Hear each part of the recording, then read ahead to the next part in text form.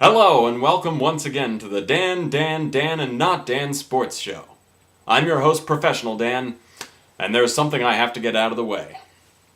The team that I love broke my heart this week, not just by losing, but by being the team who finally breaks the Detroit Lions losing streak. Admitting it is the first step to recovery. Your thoughts on the loss, Meticulous Dan? I'm trying to stay positive, Professional Dan.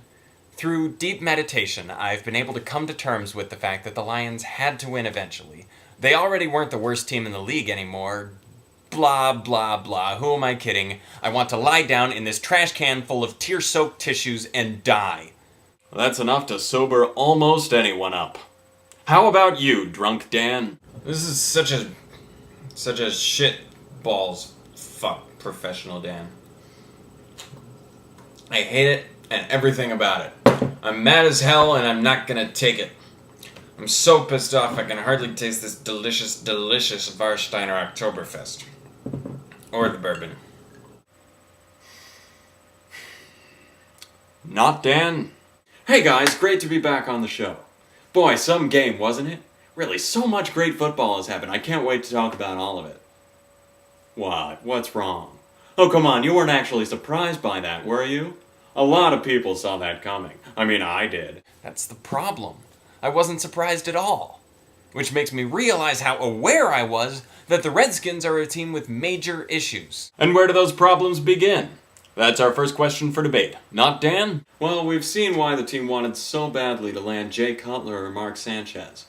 Both those guys are having success, and Jason Campbell is not the problem. Anyone who watches the games can see that the play calling is the problem. I know everything the Redskins are going to do before the ball is snapped on every play.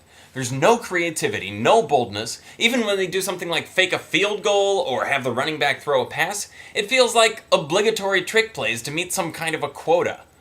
Clinton Portis has only 2 touchdown runs in almost a year because everyone knows he's getting the ball and he's just running it up the middle. Same thing on defense. Also, he's approaching 30 and has a lot of miles on him, so... He's 28 and should have at least 2 usable years left if the blocking is halfway decent. The problem is the predictability. The Redskins, on paper, have one of the most talented teams they've had in a while.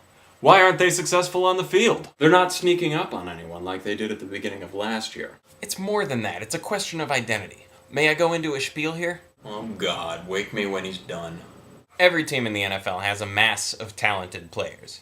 There's a reason few teams surpass 10 wins. But some stand out and earn consistent success by defining themselves in one of 3 ways.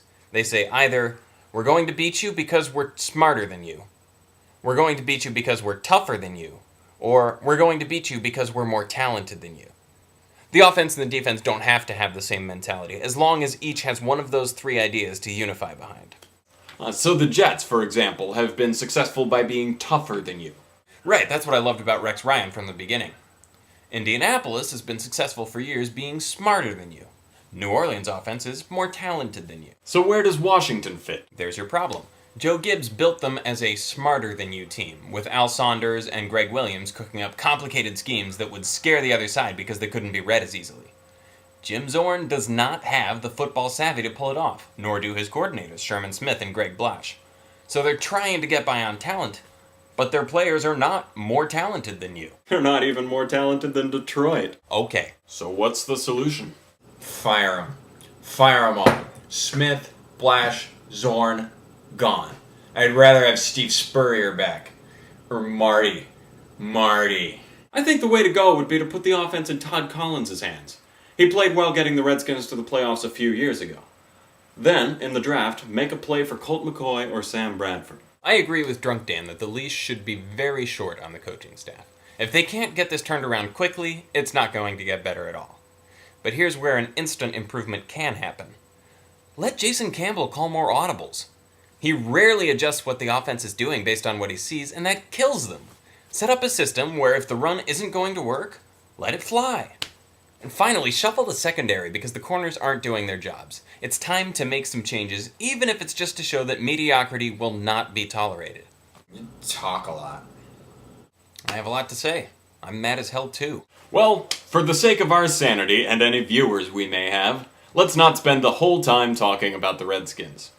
Here's another team who needs a fix. The Tennessee Titans. Your thoughts, guys? Chris Johnson is averaging 6.6 yards per carry, 6.6 yards per carry. plus 9.6 yards per reception. And you're only letting him touch the ball 20 times a game? No one's stopping the guy yet. You have to make him keep trying until they do. Excellent point, Drunk Dan. Here's a bold thought. Turn it over to Vince Young. Kerry Collins isn't doing the trick this year. You have Young under a hefty contract for a little while longer. Let's see where he's at. That's an interesting idea for later in the year, but that's not likely to fix this bad start. The 3 losses have all been by a touchdown or less, so the season is certainly salvageable. I think the Titans' problem is in the secondary, and looking for a little help back there via trade might be the way to go. Other than that, Jeff Fisher's steady leadership should keep them on track to at least make a run at the playoffs when all is said and done. Another surprisingly struggling team is the defending champion Steelers. How do they fix their problems? They need the guy with the hair back. Then they'll be fine. And speaking of hair, I'm digging the spikes, not Dan. Hey, thanks. The Steelers' offensive line is their Achilles heel.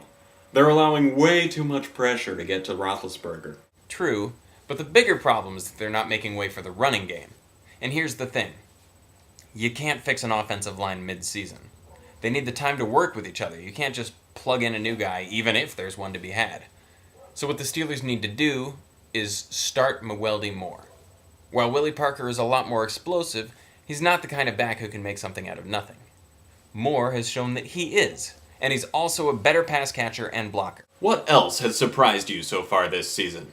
So many things.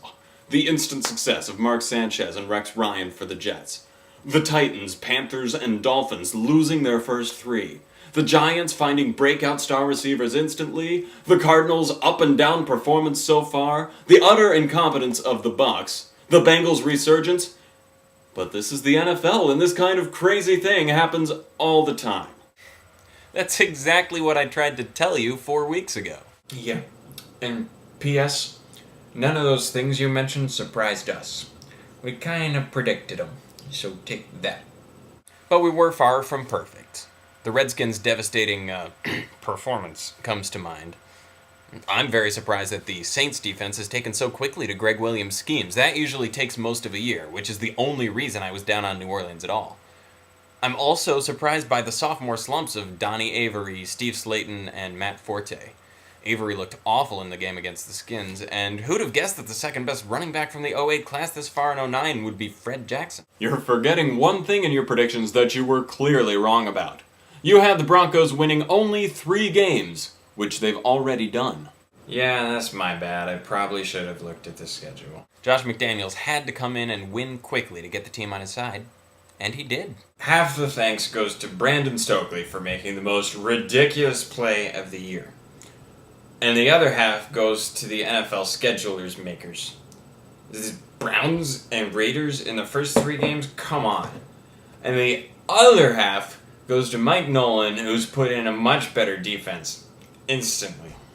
Finally, what are you excited about in the coming weekend? Easiest question ever. Brett Favre wearing purple in a Packers-Vikes game. I'm really excited to see Josh Johnson get his first NFL start for the Buccaneers. I loved this guy coming into last year's draft, and it was sad to see him get buried on the depth chart in Tampa Bay. The fact that he's climbed ahead of Josh Freeman gives me more reason to think he's been doing well. Of course, he has to be playing the Redskins, so I can't root for him too much. Jets, Saints. Drew Brees against Darrell Revis and Bart Scott and the rest of them.